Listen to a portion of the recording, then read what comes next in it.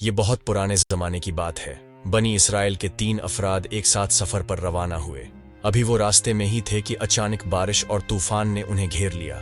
तूफान उस कदर शदीद था कि वो घबरा गए और अपने लिए कोई महफूज जगह तलाश करने लगे। कुछ फासले पर उन्हें एक गार नजर आया। वो तीनों फौरन उसकी तरफ भागे ताकि तूफान से बच सकें। जैसे ही वो गार में दाखिल हुए, बारिश से तो महफूज हो गए, मगर उन्हें खबर न थी कि वो एक बहुत बड़ी आजमाइश में मुब्तला होने वाले हैं। कुछ ही देर गुजरी थी कि एक भारी चट्टान गार के दहाने पर आ गिरी और बाहर निकलने का रास्ता मुकम्मल तौर पर बंद हो गया। तीनों अफराद सख्त खौफजदा हो गए, लेकिन हिम्मत जमा करके उन्होंने चट्टान हटाने की कोशिश शुरू कर दी। उन्होंने सिर तोड़ मेहनत की, मगर चट्टान अपनी जगह से बिल्कुल भी न हिली। जब तमाम कोशिशें नाकाम हो गईं तो वो मायूस होकर बैठ गए।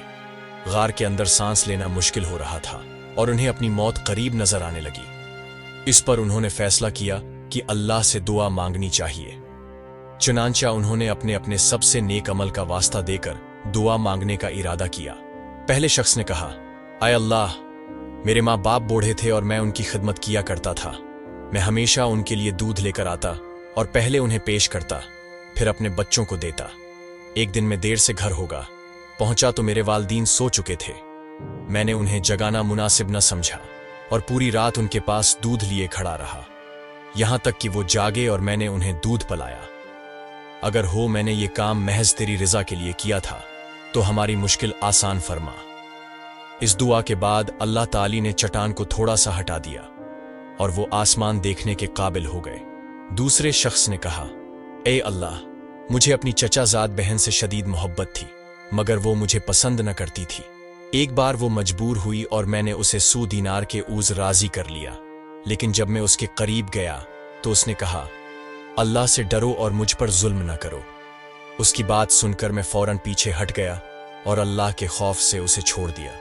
अगर मैंने ये काम तेरी रजा के लिए किया था तो हमारी मुश्किल आसान फरमा। ये दुआ कबूल हुई और चट्टान मजीद हट गई। तीसरे शख्स ने कहा, आए अल्लाह, मैंने एक मजदूर को उजरत पर रखा था। जब उसने अपना काम मुकम्मल कर लिया तो मैंने उसे उसका मुआवजा देना चाहा, मगर वो नाराज होकर चला गया। मैंने उसकी उजरत को सरमायाकारी में लगाया और उससे एक गाय और चरवाहा खरीद लिया।